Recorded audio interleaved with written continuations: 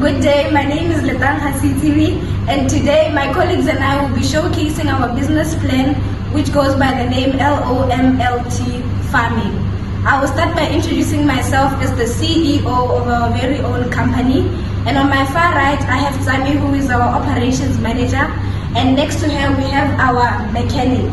On my left side we have our sales representative and our sales manager, who goes by the name Mighty, and next to her we have our human resource manager, who goes by the name Ohone Edel. I'll be taking you through the executive summary. Our business is focused on selling affordable and agricultural equipment to arable farmers. Our aim at LOMLT is to enable farmers to access efficient and proper farming equipment. What makes us different is there are many competitors in our venture, and we provide affordable and durable equipment, provision of demonstration before sale and after sale services, and finally professionally hired employees. Moving on from what my partner has said, I will be now talking about the description of our venture. As you can see, it's stated here, our company name is LOMLT Farming. We are an establishment based in Mukhoditsane, and this is where villages are a lot, and it's a very busy area, giving us an advantage to sell our equipment to our people. Next, we provide agricultural equipment for farmers in Botswana, both old and young. Moving on, LOMLT Farming is a separate legal entity. Our vision is to provide durable equipment for all level farmers. Next up, we have our mission, which is to help commercial farmers boost the economy. As stated in our 4 Ps, we are going to now seek finance from SEDA for a startup. On to the market plan. Affordability is our main priority. We fall under the business customer category, which means our services we provide straight to the customer. Our target market is the mass market. However, telemetry and operations monitoring equipment aren't available in our program. And currently we have 50 customers waiting for our services. Currently we have 50 customers waiting our service, with 46% then allocated for agriculture. Our equipment does not have major impact on the environment. It is durable, affordable, and provides rental. I'm going to be taking you through the product and service plan from LOMLT Farming. So for our product, we have tractors, plows and harrows. Our seeders and planters are only offered in a limited stock range, which consists of only raw crop planters and air seeders only. Moving on, harvesters and combined harvesters. These are tools to facilitate crop harvesting processes. For our harvesters, we mainly focus on combined harvesters since they are in demand for their labor saving efficiency. Moving on to the services, we have the after-sales services, which consist of checking up on your customers after they have already bought their tractors and plows, so you can check them if their equipment is functioning properly and efficiently. Another service that's included in our program or service plan consists of a lesson or workshops that will demonstrate how the equipment or machinery are operated. So the customers will be well equipped with knowledge on how to operate all of these products as I listed them. Moving on, I will be taking you through our marketing plan. What is our marketing plan? I have used the 4 Ps, which is basically our product, price, promotion, and our place. Now, obviously, we are going to sell cheap equipment. So with our product, we are selling affordable agricultural equipment to farmers. Moving on, we'll be talking about the price, and I have decided to use penetration pricing. Now we are going to sell our product at a cheap price, but as time goes on, we are going to reduce the price slightly, and that way we will gain more revenue. Moving on to our promotion, we are going to use social media to target our young audience, and then to target our elderly people, we are going to use newspapers and radios so our business is out there. Lastly, I will now talk about the place. We will target remote areas because we do not want to target the wrong market. We don't want a situation where we are going to be selling high cost equipment and there is lack of supply. So we will use this to our advantage and supply affordable, locally available equipment, mainly to our farmers. Next up, we have the operational plan, which shows our day-to-day running of the business.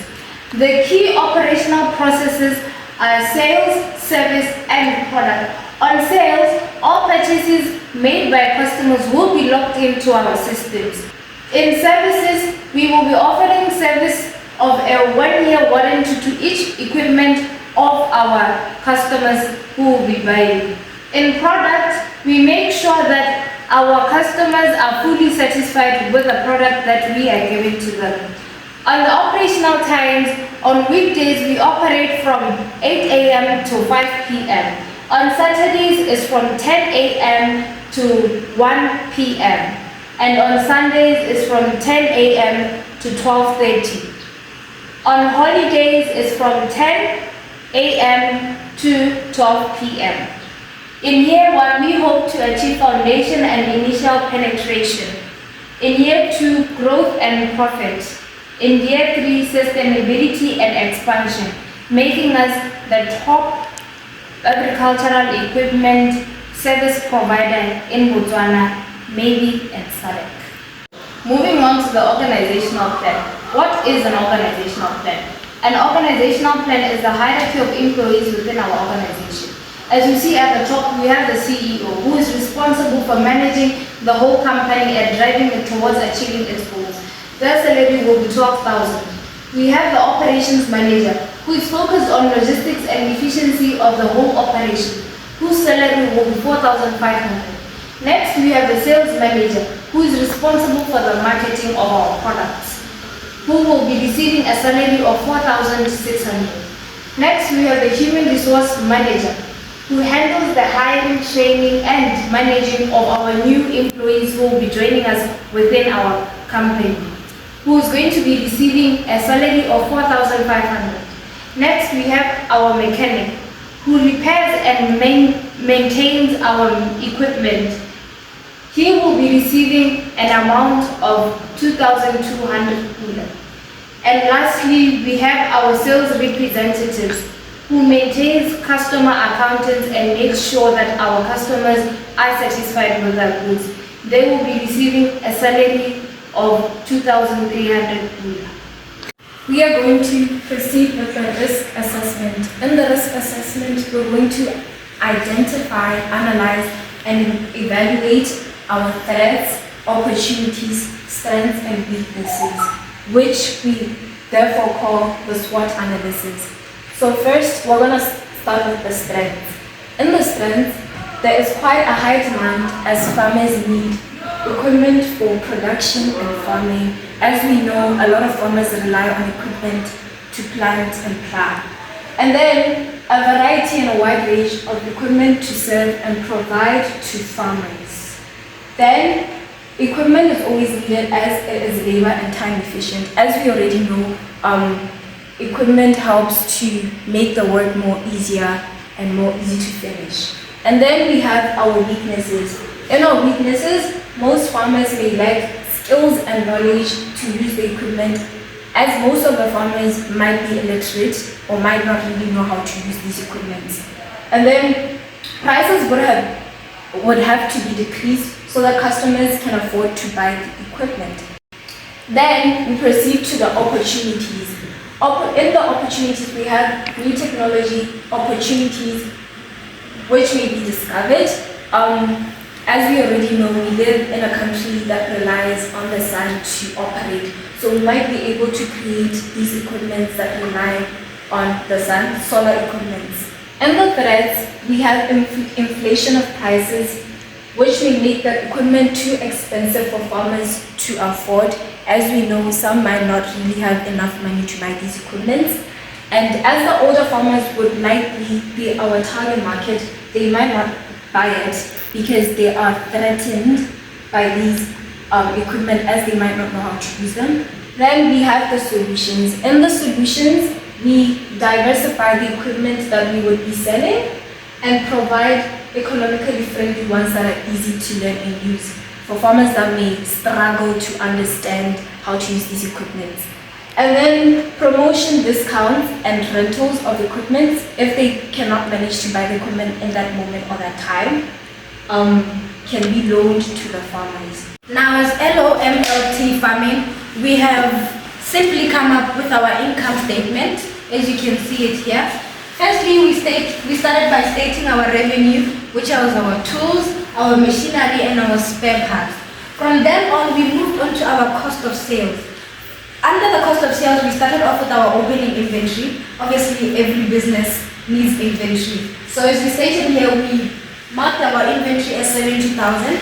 And from then on, we mentioned our purchases, returns of tools, our carriage inwards, which is basically the transportation cost that we needed, and then our import duty. From then we're gonna add all those up, and then we are going to subtract our closing inventory. As we have stated, less closing inventory, which is 60,000. From that figure you get, we are going to then add our 70,000, which is our opening inventory, and we are going to get our figure here, which is 245,000. From then on, in the beginning, we had got our total revenue, which was 40,000. We are simply going to subtract our revenue from our 245,000 to get our gross profit, which is 155,000.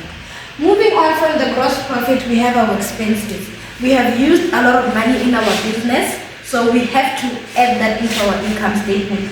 We have our wages, rent, utilities, advertising, insurance, and many more as stated here.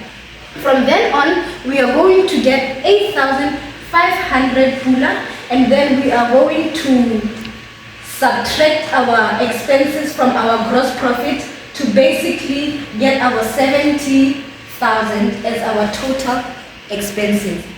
Then moving on, we have our other income, extra things we have needed in our business. Now I'm gonna state our bank loan that we have received from the bank. So we have our negative balance here, which is 7,000, and then we have our interest income. Then we are going to add our interest income, which is 2,000, and then we're gonna get 72,000. From then on, because our bank loan was a negative figure, we are gonna subtract our 7,000 from our 72,000 to give us 650,000 pula, and this is our net profit before tax.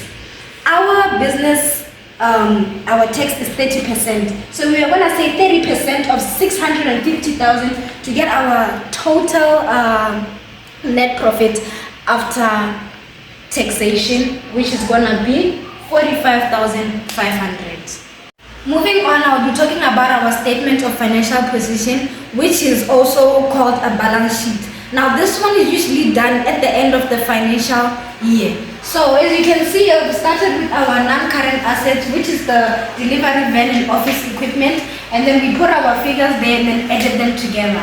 Moving on from that, we have our current assets. We have our opening inventory, trade receivables, which are basically our customers that buy on credit, and then lastly our cash at bank. We are gonna add that up, and then we're gonna get our total current assets as well, which is 135,000. Then we are going to add that amount to our non-current assets, and we're gonna get 223,000. Now from there we have our share capital. This is the money that the shareholders being us have basically removed separately. And then we have our retained profit. Retained profit is our net profit that we got from the previous income statement, and then we're gonna add that up and get our total equity, which is 165,000. Moving on to our non-current liabilities, a bank is a liability. You owe from a bank. So we have 40,000, and then our current liabilities, we have our trade payables, which is 17,500, and then our total equity and liabilities will then sum up to 223,000.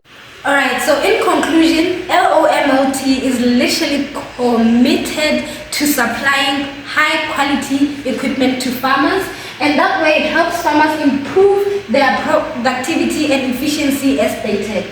Now, the business aims to make modern farming accessible, support local farmers, and contribute the growth of agricultural in the agricultural sector.